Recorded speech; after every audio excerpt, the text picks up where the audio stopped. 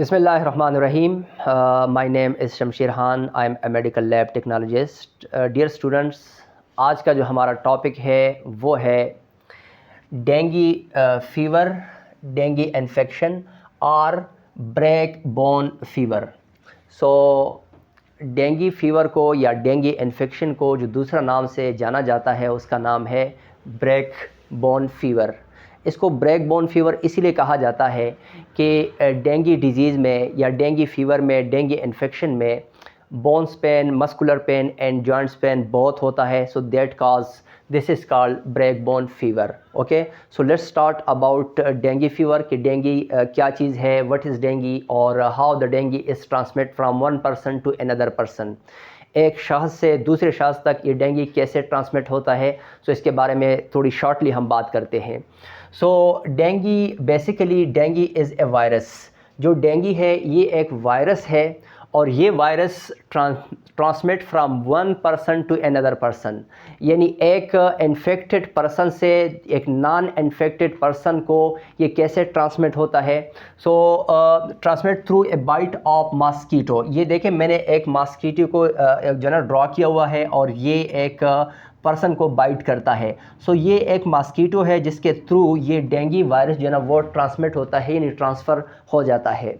सो जब भी मॉस्कीटो क्या करता है कि मॉस्कीटो एक इन्फेक्टेड डेंगी इन्फेक्टेड पर्सन को वो बाइट करता है, वहाँ से डेंगी को उठा लेता है और फिर एक नॉन इन्फेक्टेड पर्सन को जब बाइट करता है मॉस्कीटो, यानी मच्छर की बात करते हैं, तो उस शख्स को क्या हो जाता है, उनको डेंगी हो जाती है।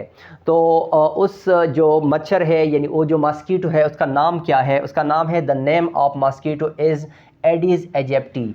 उसका नाम है एडिस एजिप्टी, जिसके थ्रू डेंगी वायरस ट्रांसफ़र हो जाता है एक इन्फेक्टेड पर्सन से to a non infected person को।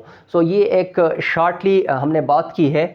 और there are 4 types of virus, यानी डेंगी वायरस जो है उसके 4 टाइप्स है। कौन कौन से हैं कि dinghy virus 1, dinghy virus 2, dinghy virus 3 and dinghy virus 4। ये बहुत शॉर्ट डिफिनेशन या शॉर्ट डिस्क्रिप्शन थी अबाउट डेंगी कि मैंने आपको बताया कि डेंगी एक फ़ीवर, एक डिज़ीज़ है, एक इन्फेक्शन है जिसको हम ब्रेक बोन फीवर भी कहते हैं। और ये काज होता है कौन कि डेंगी जो वायरस है इसकी वजह से हमें डेंगी फ़ीवर होता है। अब डेंगी वायरस हमारे बॉडी में कैसे आता है, जब एक मॉस्कीटो के थ्रू जिसका नाम है एडिस एजिप्टी, उस वो मॉस्कीटो क्या करता है कि एक इन्फेक्टेड डेंगी इन्फेक्टेड पर्सन को बाइट करता है, वहाँ से डेंगी वायरस उठा लेता है और फिर एक नॉन इन्फेक्टेड पर्सन को बाइट करता है और उसमें अंदर चला जाता है, यानी एंटर हो जाता है ब्लड स्ट्रीम में डेंगी वायरस। तो फिर जब डेंगी वायरस ब्लड स्ट्रीम में आ जाता है वहाँ पर फिर क्या होता है कि हमें डेंगी फीवर के साइंस एंड सिम्टम्स होना शुरू हो जाते हैं।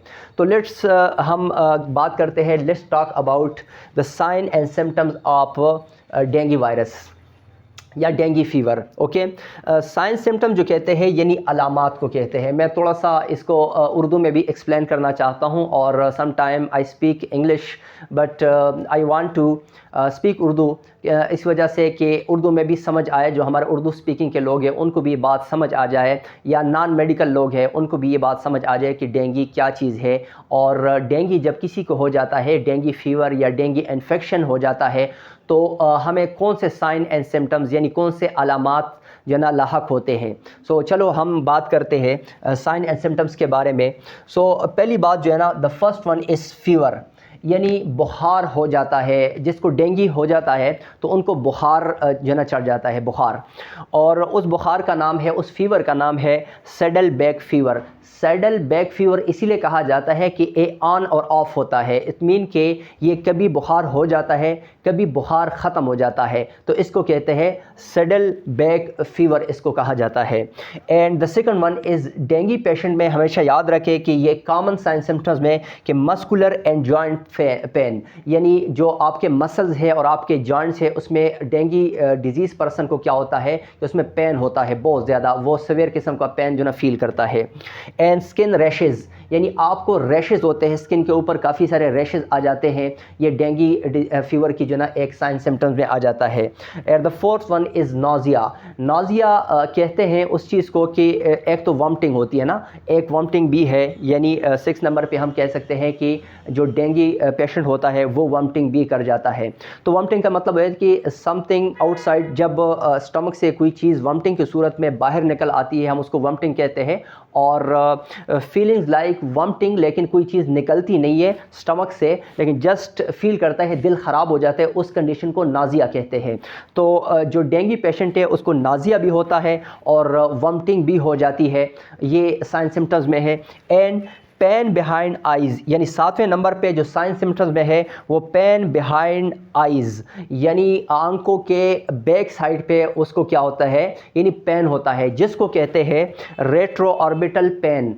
पेन बिहाइंड आइज़ को कहते हैं रेट्रो ऑर्बिटल पेन, इसको कहते हैं। So this is the common sign and symptoms of dengue. ये डेंगी के जो अलामात है ये कॉमन अलामात है। लेकिन जब आगे डेंगी सीवियर फॉर्म में चला जाता है, कन्वर्ट टू सीवियर फॉर्म, तो उसमें क्या हो जाता है, जिसको हम कहते हैं, ये तो एक कॉमन साइन सिम्टम्स मैंने आपको बताया जो कि डेंगी के कॉमन साइन एंड सिम्टम्स है। लेकिन यहाँ पर एक और चीज़ which is very important to know about dengue haemorrhagic fever. So this is very severe form of dengue. इसमें क्या होता है, इसमें ज़रा आप गौर कीजिएगा कि मैं आपको क्या कहना चाहता हूँ।